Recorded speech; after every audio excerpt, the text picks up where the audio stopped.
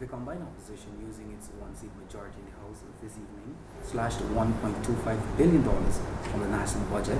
It was financing earmarked for a specialty hospital. Joining me to discuss the impact this will have on the hospital and, of course, the overall delivery of quality health care are the Honorable Dr. Ashley Singh, Minister of Finance, and the Honorable Bishop Juan Edgil, Minister within the Ministry of Finance. Gentlemen, welcome. Thank you very much. Minister Singh, starting with you, the slash, cutting the monies for the specialty hospital, the impact this will have. Well, let me say first of all, Eddie, that this is an extremely alarming development that we have witnessed today. And it's a development that I was hoping would have been averted and avoided.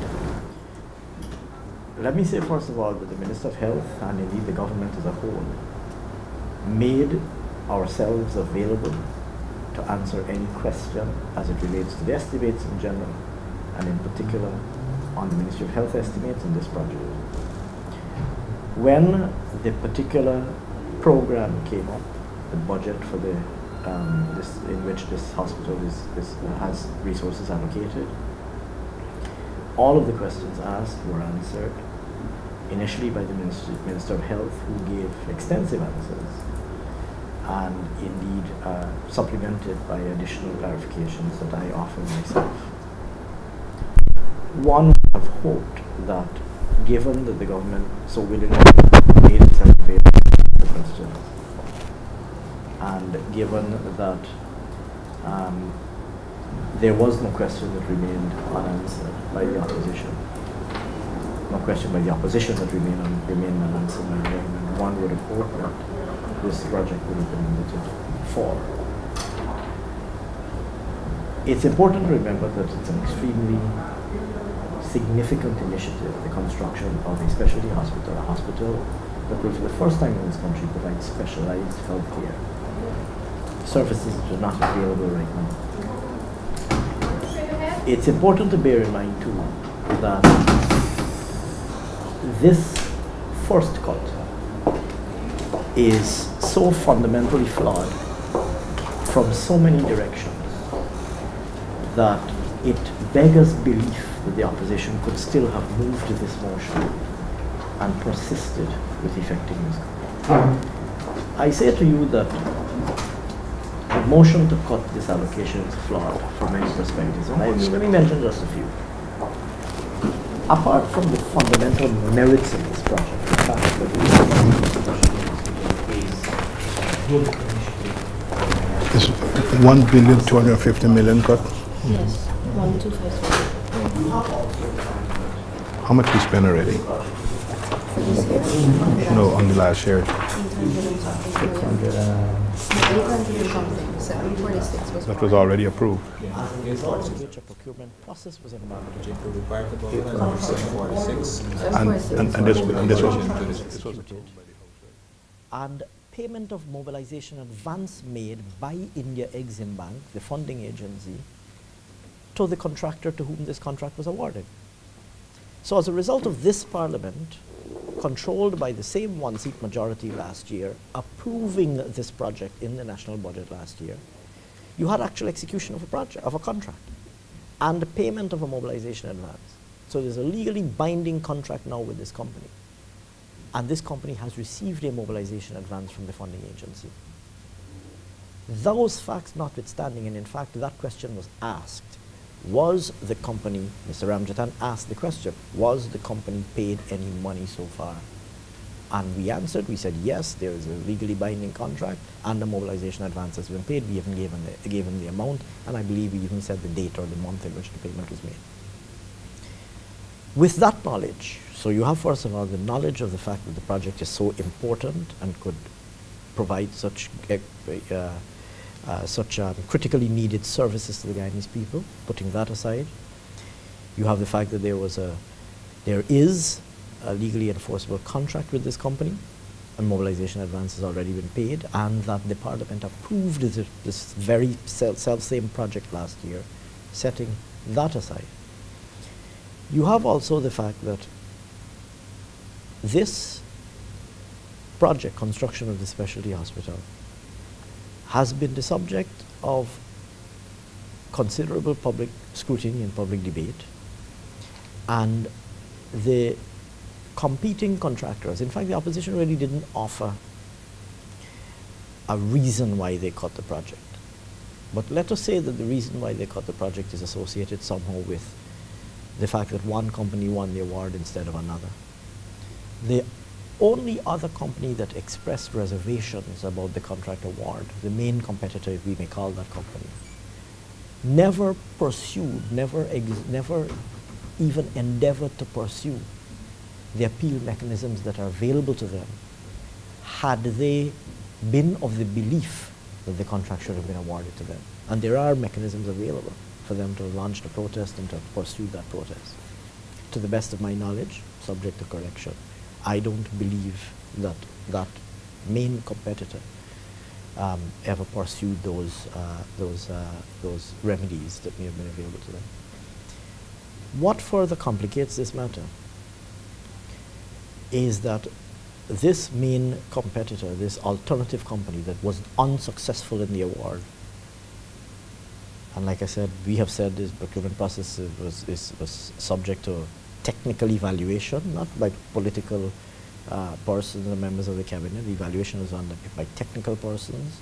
An evaluation report produced that recommended an award to a particular company.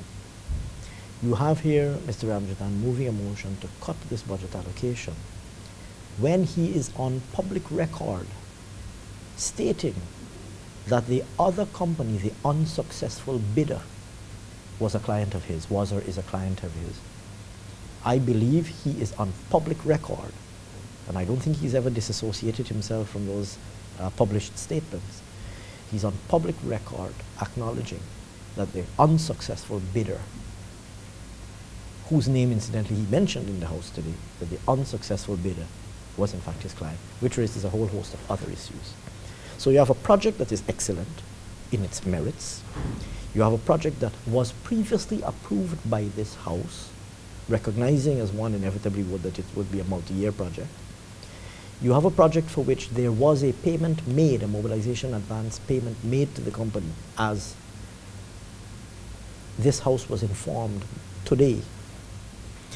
You have furthermore a situation where the person moving the cut is on public record as saying that the unsuccessful bidder was or is their client. This is Mr. Ramjattan. So you have all of these issues coming together in what I would say is really an extremely alarming set of developments. And it's a most regrettable outcome, and I believe that this decision by Mr. Ramjattan, by the Alliance for Change, and then subsequently collectively by the opposition, will be judged extremely harshly by the public. Bishop Ejala, bringing in here, the government over the years, I keep emphasizing the fact of its intention to bring quality health care for Guyanese. Cutting this project, first if we could look at the local implications it will have on the health sector. I know you're speaking from the Ministry of Finance perspective, but your involvement in the process and so forth. Eddie and the people of Guyana, this project is bringing a new wave of what I think has been described as tertiary level healthcare to Guyana. We have successfully executed primary health care. We have put health huts, health centers across the length and breadth of this country. We have since brought in diagnostic centers, hospitals in various places, Diamond, Sudi, Mabaruma. This is taking healthcare to a higher level, where we'll be able to bring in specialized care. Things that people were traveling to go to India to do would have been done right here in Guyana. This is not a project that I believe anybody is against or should be against. My colleague, Dr. Singh, has made it quite clear. What we have seen in the House tonight is a lobbyist using his legislative authority and clout because of this newfound marriage and alliance with the APNU to kill a project because a client of his did not get the project. Now, if the National Assembly approve $846 million $659,000 last year for this very same project. Why would you block for the continuation of the project $1.250 billion? A few nights ago, when we addressed the whole thing about the proposed cuts, I was talking about political blackmail. Mr. Ramjattan said that once the questions are properly answered, he will consider. Dr. Ramsamy, who is still on the floor as we speak right now, answering questions about every program. Dr. Ramsaran, sorry, we always get mixed up, sorry about that. Dr. Ramsaran is presently on the floor answering questions on, as it relates to every program on the health sector. This particular project was singled out. Now, what it means is that we're either going backwards or we are stalling. We are stalling because we are satisfying the interests. And I mean, we don't want to complicate matters, but this is a similar move as it relates to the Marriott. When the motion came for this, to prevent foreign disbursements and so on for the Marriott, we said it, and we said it publicly, and we will say that unashamedly again. Mr. Ramjattan was seeking to protect the interests of a financer and friend and client of his, which is the owner of the Pegasus Hotel. And the people of Guyana must be able to judge if the National Assembly must be used to execute the intentions and ambitions of lobbyists, or we are here to legislate and to make the necessary appropriations for the good of the people of Guyana. It's called an abuse of privilege and abuse of process. Now, it is interesting that Dr. Singh has made it very clear. When, and Mr. Ramjattan is the one who brought this into the public space tonight by calling the name Fedders Lloyd, the other bidder in this particular project, started to make noises. At the time when he was making noises, an award was not even yet given to the company that is contracted. He did not utilize even the mechanisms that is available to him based upon our procurement processes and law to be able to have a review. Did not carry it to the extreme of ensuring that if you have doubts as it relates to who should get the program, after the evaluation was done, Cabinet offered its no objection, Dr. Luncheon made an announcement. The permanent secretary needed to inform the successful bidder of the award and to indicate to the other bidders that they were not successful. He could have asked at that stage why you were not successful, could have gone to the National Procurement and Tender Administration, making a protest. A bid protest committee should have been put in place to examine Mr. Ramjattan, who is his lawyer, did not pursue that course, but comes to the National Assembly at Budget 2013. And that's what I described a few nights ago. It's political blackmail. Because if you don't get your way, I will hurt you on very important transformational projects. And we have to watch and see what will take place with the other transformational projects that are before this nation in Budget 2013. Because up until now, the opposition or any of the opposition members have not been able to say what about the Budget 2013 as presented by my colleague Dr. Singh to this House and to all of Guyana, what about it that they have found not to be acceptable? Which one of the measures is oppressive? Which project will take Guyana backward? Which project is bad for the people of Guyana? Everything in Budget 2013 is to take this country to the next level, to open up new opportunities, to provide better goods and services to the people of Guyana. But here you have an individual using whatever is that alliance that he has now found with the APNU to exact a measure of oppression and to put the people of Guyana at a disadvantage by executing such a cut, especially when we would have already expended. If you were saying that you want to protect the public purse, you have approved $846,659 last year. What is going to happen to that money now if you rob the government of the authority to expend $1.250 billion to continue the process? So should we just lock up now and say, well, what's next? Mr. Ramjattan needs to explain that to the nation, and he needs to explain to the people of Guyana why he did not declare to the House tonight, when he moved the motion, that he had a pecuniary interest in this matter by being the lawyer for Fedders Lloyd. He needs to explain why he did not declare that particular interest, because the rules of the House demands that such an interest be declared. Bearing in mind there is already investment in this project from last year's budgetary allocation, what will be the government's next move? Well, let me say that the situation in which we find ourselves will have to be studied, including from a legal, and particularly from a legal standpoint, because you do have, like I said, you have a legally binding contract now with this company. And this company has received a mobilization advance under the terms of the contract that we've executed with them, and they're required to execute certain works. And during the course of those works, this mobilization advance would be recovered, and they would be paid for the goods and services and the milestones accomplished in the construction of this hospital. So this matter would now have to be examined legally and to ascertain what happens next. Let me say, too, that that is from the standpoint of the contract with the company. But the process that transpired here tonight would also have to be examined, because, like my colleague, Minister Edgell, has pointed out, you have a very dangerous development as it relates to our political and parliamentary culture taking place. You have the use of one's vote in this House in the pursuit of matters in which one has a pecuniary interest, and there are parliamentary conventions that govern matters such as this, and in fact there are written standing orders in this Parliament that govern such matters.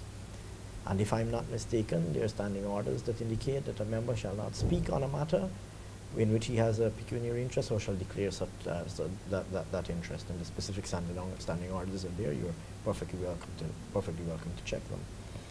And so the matter will have to be examined not only from the standpoint of the contract between the government and the company constructing the hospital.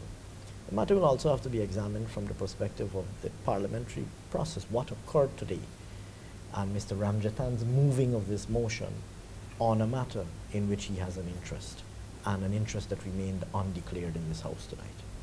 Let me ask you this final question. Bearing in mind what Mr. Ramjattan had said when he proposed these cuts, not only the specialty hospital, but all the other amendments that he would have proposed, he had said that if proper explanation is given, then he would reconsider that position. But based on the explanation given tonight, and still moving ahead with the cuts, do you foresee him taking the explanation and maybe relook his position on the other projects? Well, that raises a whole other spectrum of issues. You are right that they have attempted to disguise their cuts and to mute the public outrage at their cuts by saying, we have only tabled these cuts so that we will get answers to our questions, and once we get satisfactory answers, it's not our intention to pursue these cuts. Clearly they recognize that these cuts are unconscionable and are contrary to the national interest. Bishop Edgell said it. He said, identify the project that is contrary to the interests of the people of Guyana. Name the initiative in Budget 2013 that is not good for Guyana. And the Bishop said it well, it couldn't be said better. They haven't said what is wrong with the specialty hospital, what is wrong with this initiative for Guyana. But yet they would cut the allocation and stymie the project.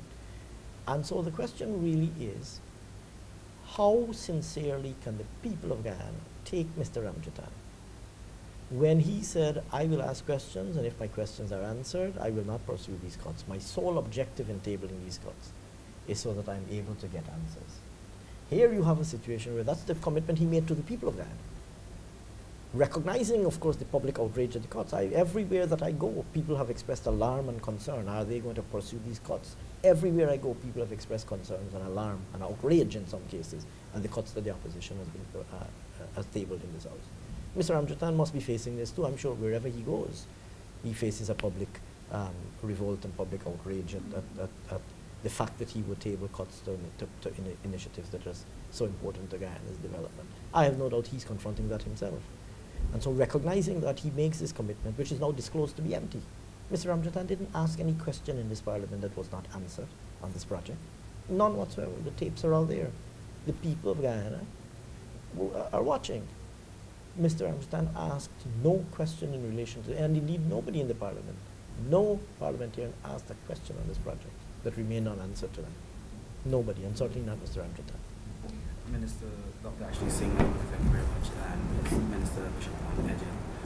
Of course, the opposition using its one seat majority in the House this evening slashed $1.25 billion, the monies budgeted for the specialty hospital. And I want to thank you very much for joining us.